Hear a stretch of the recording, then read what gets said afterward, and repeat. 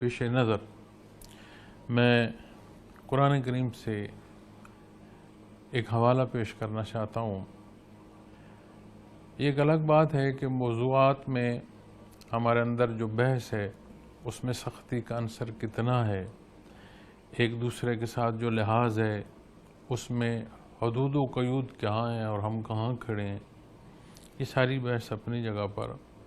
لیکن میں ان چند دنوں میں اپنا جو ادارے ہیں، ہماری جو خاص کر کے فوجی قوت ہے، اس حوالے سے جو کچھ سنا یا دیکھا، تو میں تلاوت کے دوران اس آیہ کریمہ پر جب تلاوت نصیب ہوئی تو میں اسے سوچتے ہوئے یہ چاہا کہ یہ میں آپ حضرات، خواتین و حضرات کے جو ہے یہ نظر کروں کہ اللہ جل شانہ جس نے ہمیں پیدا فرمایا ہے وہ ہمیں اصول زندگی کے بارے میں کیا رہنمائی ارشاد فرماتے ہیں۔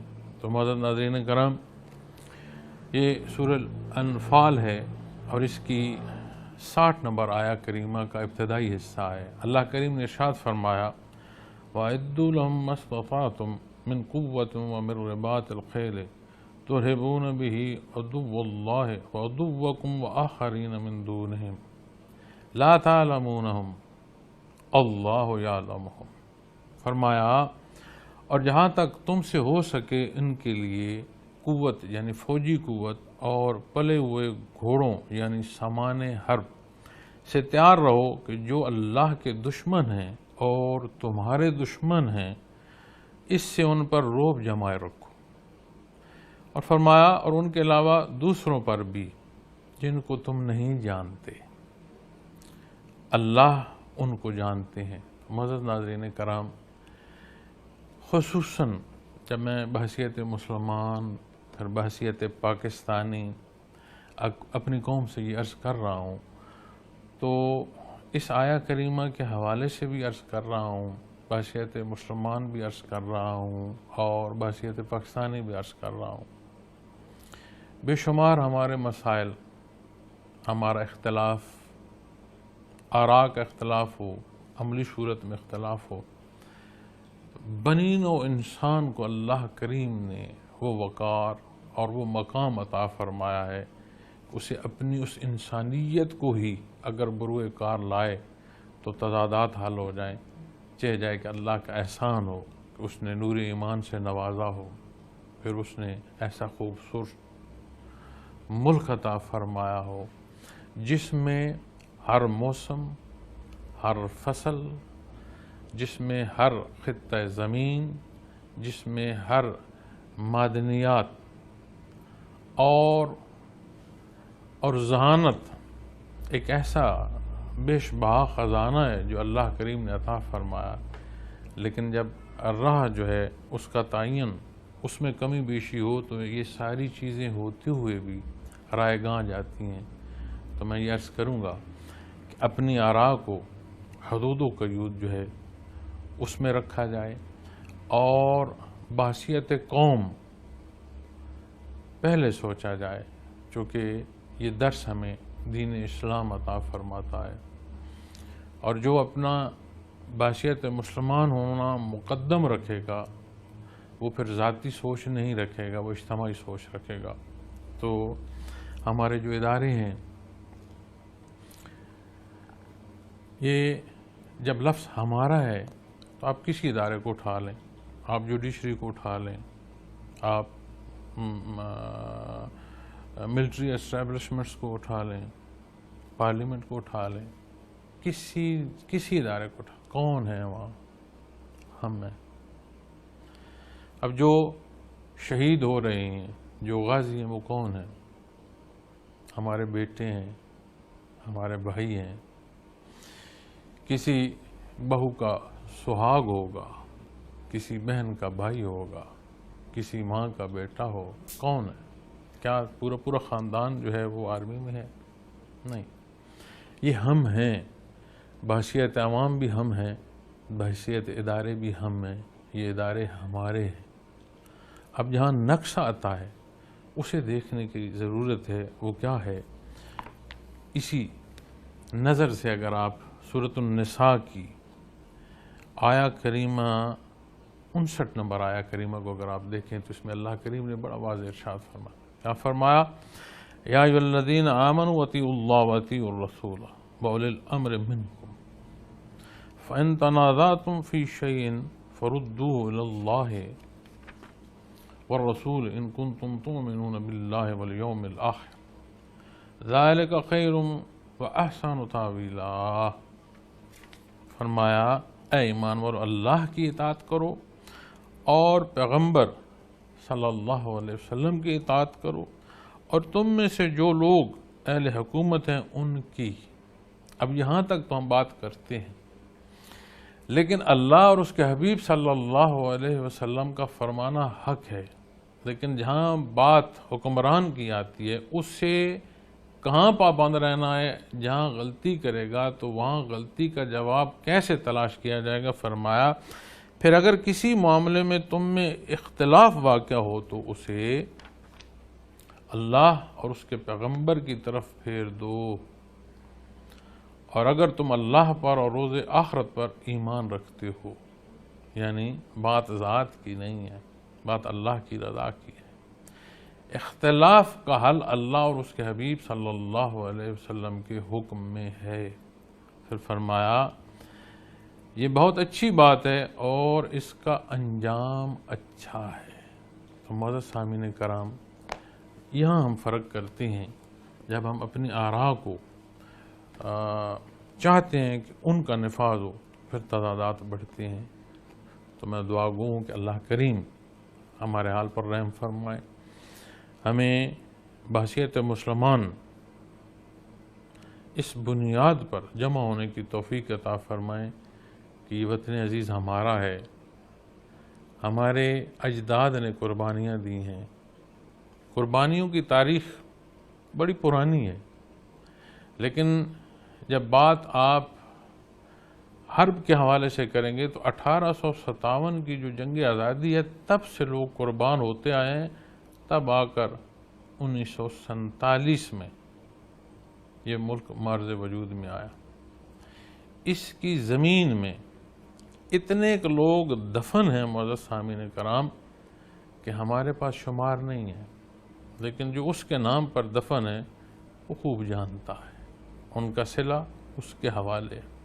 آپ 65 کی لڑائی میں غور کیجئے کہ ہمارے ہی بیٹے تھے جنہوں نے اپنے سینوں کے ساتھ بم باندھے اور دشمن کے ٹینکوں کے نیچے لیٹے اور روکنے کا سبب کوئی نہیں تھا.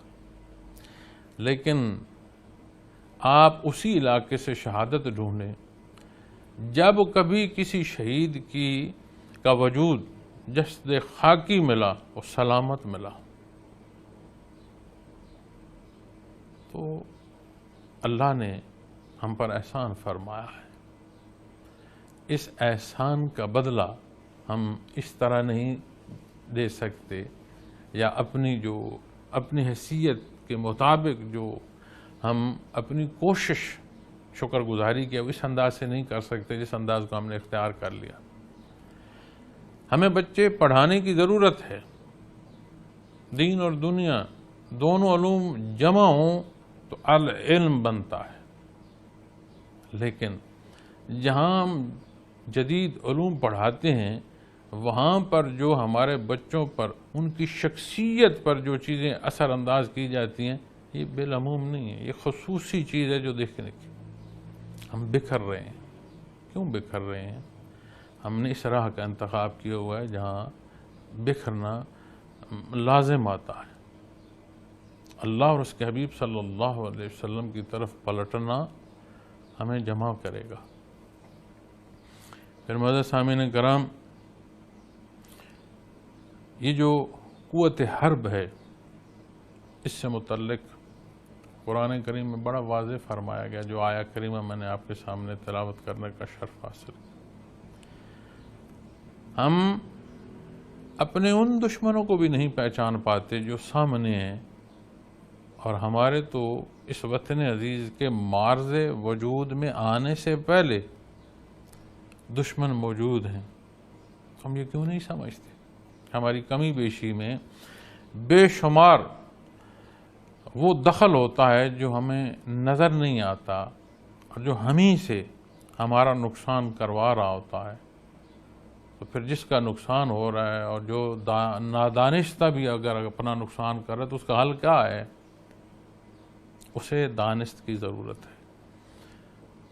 پھر جب کوئی معاملہ پیش آئے تو قانون وہ بنیادی شے ہے جو چیزوں میں استحکام لاتی ہے، اور ہمارے پاس جو 1973 کا کانسٹیٹیوشن ہے اس میں نہ صرف قومی اتفاق ہے بلکہ اس پہ مذہبی اگر جماعتوں کے حوالے سے اگر آپ دیکھیں کہ جو وہ اتفاق ہے تو یہ کثیر اتفاق ہے، کثرت سے ہے، من جملہ مجموعی طور پر متفق ایک ڈاکومنٹ ہے۔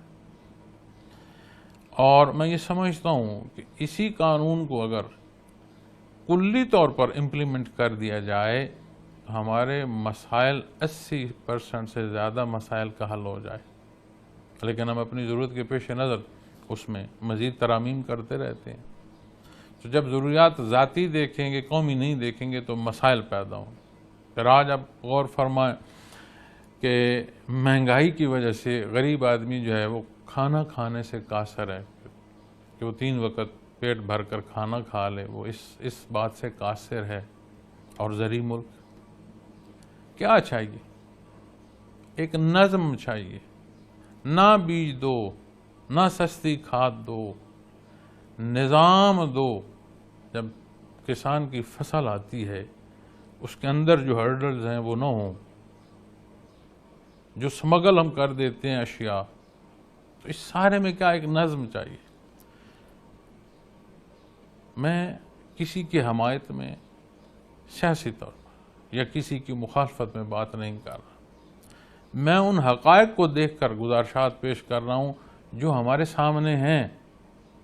تو شدت مزاج جو ہے معزز سامعین کرام حل پر نہیں پہنچاتی، ہاں اکثر دفعہ دیکھا گیا ہے کہ شرمندگی تک پہنچا دیتی ہے کہ بعد میں خود ہی کو شرمندگی ہوئی۔ ادارے ہمارے ہیں اور ارباں روپے خرچ کیے گئے عوام اور اداروں کے فاصلے کے لیے۔ میں یہ نہیں کہتا کہ ادارے میں بیٹھا ہوا جو فرد ہے یا افراد ہیں ان سے غلطی نہیں ہو سکتی، ہماری تاریخ گواہ ہے، لیکن ہم میں سے ہر ایک کو ضرورت ہے اپنی ذمہ داری، اپنے فرائض، ان کی ادائیگی، جو اپنا حصہ ہے اسے خوب ادا کرنے کی کوشش کریں۔ اللہ ہمارے ملک کا حافظ ہو، اللہ اس قوم کو اتفاق اور اتحاد دے۔ حالات جیسے بھی ہوں، یہ خطہ مدینہ منورہ کے بعد دوسرا خطہ ہے جو ان 1400-1500 سال کی اسلامی تاریخ میں اسلام کے نام پر معرض وجود میں آیا۔ اس کا معرض وجود میں آنا رائے گاہ نہیں ہوگا۔ وہ کون خوش بخت ہے جو اپنے خون سے اس مٹی کو سینچے گا۔ اللہ کریم میرا اور آپ کا حامی و ناصر ہو۔ آئیں اپنے حصے کا کردار ادا کریں۔ جزاکم اللہ۔